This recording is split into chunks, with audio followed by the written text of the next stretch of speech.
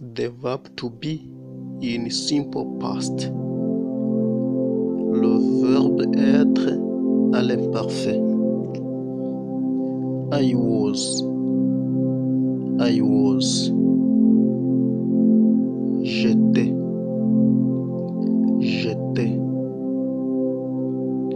You were.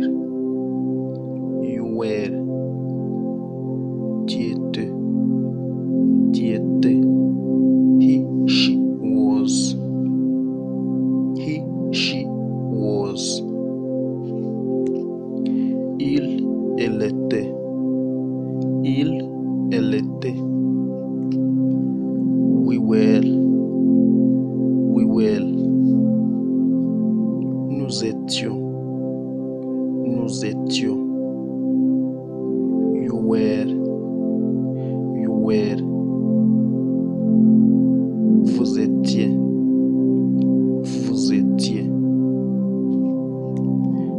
They were.